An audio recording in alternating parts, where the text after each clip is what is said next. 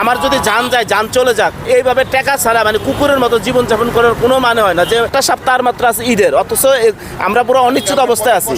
মানে ছেলে আজকে সকালে আমাকে মানে যে দেখে আমারে বলতেছে, বাবা তুমি কি কোনো সমস্যায় আছো, তুমি কি কোনো প্রেশার আছো কোনো কিছুতে, আমাকে এই প্রশ্নটা করতেছে। আমি বলছি না বাবা, আমি আসলে ওরকম প্রেশারে নেই, এটা তোমার জানার, এটা তুমি বুঝবা না।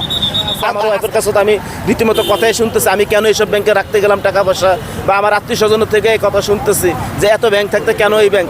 80-10টার পরে এই মনসুর সাহেবে কি এক মানে কথা বললো যে ব্যাংকের অবস্থা ভালো না, এরপর থেকে সব মানে অবস্থা খুবই খারাপ হয়ে গেছে।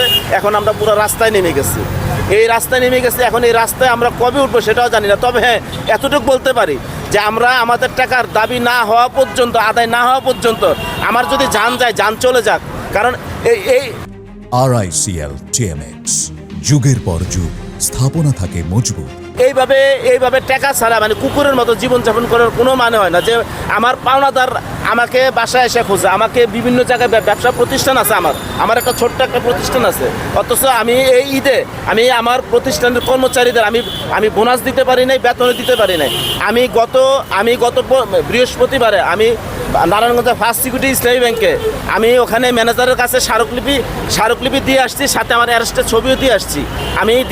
আমি ম্যানেজারকে বলে আসছি যে আমাকে আমার যে প্রতিষ্ঠান আছে, আমার প্রতিষ্ঠান থেকে অন্তত আমাকে আমার 1 কোটি টাকার উপর আছে। আমি বলছি যে আমাকে অন্তত 2 লাখ টাকা দেওয়ার জন্য, যাতে আমি বেতন এবং বোনাসটা দিতে পারি।